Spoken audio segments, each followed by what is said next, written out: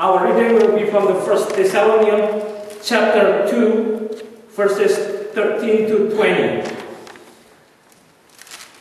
Kita akan baca bergantian, saudara. Saya akan membaca 13, saudara 14, dan 20 kita akan membaca bersama. Demikian bunyi firman Tuhan. Dan karena itulah kami tidak putus-putusnya mengucap syukur juga kepada Allah, sebab kamu telah menerima firman Allah yang kami beritakan itu, bukan sebagai perkataan manusia, tetapi dan memang sungguh-sungguh demikian sebagai firman Allah yang bekerja juga di dalam kamu yang percaya.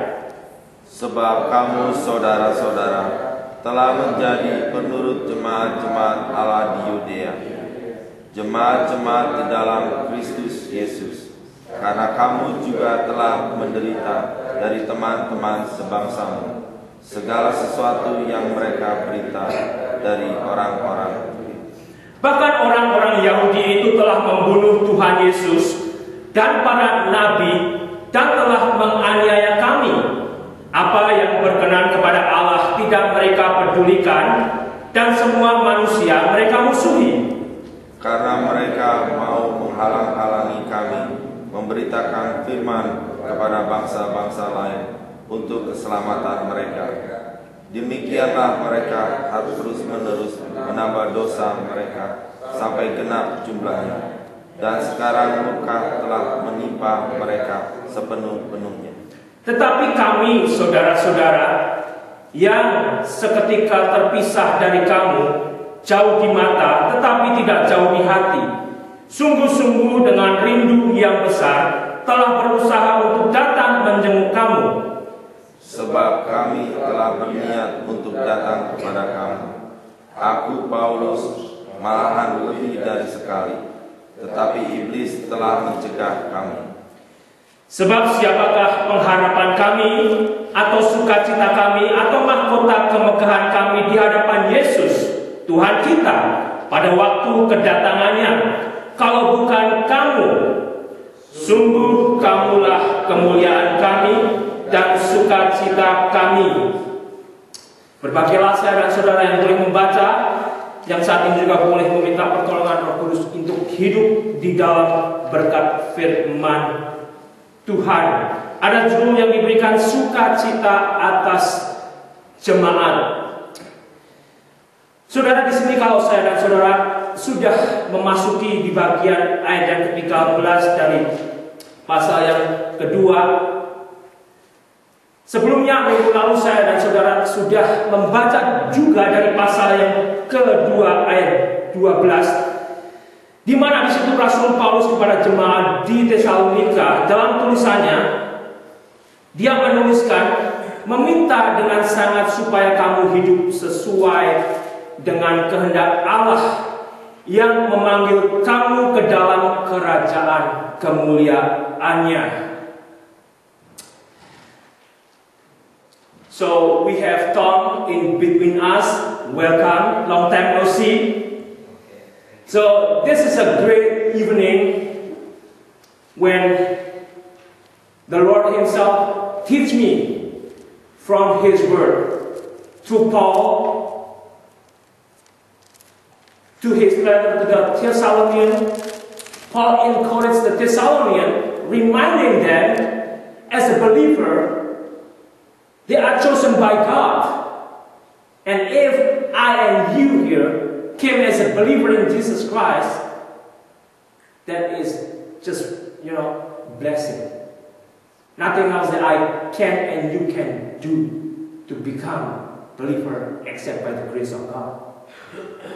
And as I and you living as a believer, there is an encouragement also to walk worthy in the Lord Jesus Christ, who already called me, who already called you from the darkness to the light. Jadi saudara, sebagaimana saya dan saudara sebetulnya saat ini sudah ada di dalam Tuhan Yesus, kita sudah berpindah dari kegelapan untuk hidup di dalam terangnya yang ajaib itu. Sehingga dari sini Rasul Paulus mengucapkan sukacitanya Karena jemaat di Tesalonika itu menerima berita firman Tuhan yang Paulus bawa di antara mereka. Kalau saudara boleh perhatikan di ayat 13, dan karena itulah kami tidak putus-putusnya mengucap syukur juga kepada Allah, sebab kamu telah menerima firman Allah yang kami beritakan itu. Jadi Rasul Paulus bersukacita karena jemaat di Tesalonika itu menerima firman. Dan firman itu mereka terima sebagai firman Allah, yang mana dikatakan di situ saudara, bukan sebagai perkataan manusia, tetapi dan memang sungguh-sungguh demikian sebagai firman Allah yang bekerja juga di dalam kamu yang percaya. Firman Allah yang mereka terima itu bekerja. Bekerja. So the word of God to Paul to the Thessalonians, Paul rejoiced of those people in Thessalonica back then, because when Paul brought the gospel of Christ, they received it, and then that gospel, it grew. This is just reminding to me, maybe to you all, when I and you receive the gospel of Christ, where is it now? Where is it now? Is it part of our life, which is growing and growing and growing every day? Bedanya firman Tuhan, saudara, dengan apa yang saya dan saudara temukan di dunia saat ini. Kalau saudara beli barang-barang elektronik, saudara beli sekarang, 2 bulan, 3 bulan kemudian sudah turun harganya, atau sudah tidak ada lagi ganti model yang baru. Tapi firman Tuhan yang saudara sudah terima dari dulu, yang saya sudah terima dari dulu sampai sekarang, tidak akan berganti. Tetapi itu terus masuk menuju satu sejarah kehidupan manusia di dalam Tuhan, yang tidak akan kembali mundur, turun harganya atau ganti yang baru, tetapi kita menuju ke depan. Disinilah bedanya sebetulnya, saudara. Saudara bisa begitu excited kalau saudara mendapat elektronik yang baru, saudara bisa beli TV yang baru, tahu-tahu sebulan kemudian sudah anjlok harganya dan kecewa. Saya agak kecewa. Playbook yang setelah Thanksgiving itu 300 saya kira murah, ternyata yang 60 GB sekarang 300 juga, saudara. Itulah dunia yang terus memberikan satu iming-iming kepada diri saya, kepada diri saudara untuk dimiliki, dan setelah saya saudara miliki, membuat kita kecewa dan kita semakin lagi ambisi kita untuk mendapatkan yang lebih baru. Tetapi bagaimana dengan firman Tuhan yang sudah saya dan saudara terima? Kapan saudara menerima Tuhan Yesus? Kapan saudara sudah membaca firman Tuhan? Dari dulu sampai sekarang, sudahkah firman Tuhan itu terus bertumbuh dan bekerja di dalam diri saya dan di dalam diri saudara?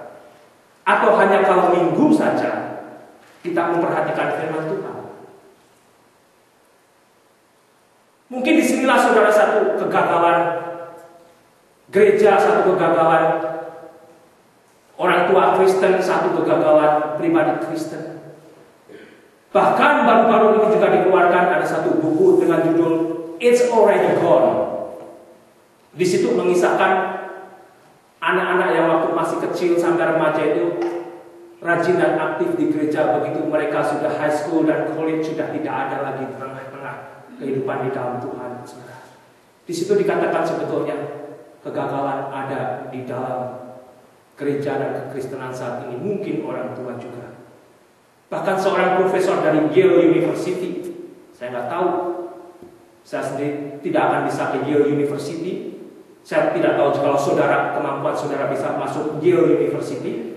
Tetapi profesor itu mengatakan, saudara, lebih baik seorang tidak bisa pergi ke college tetapi hidup di dalam Tuhan, daripada dia bisa ke college tapi tidak hidup di dalam Tuhan.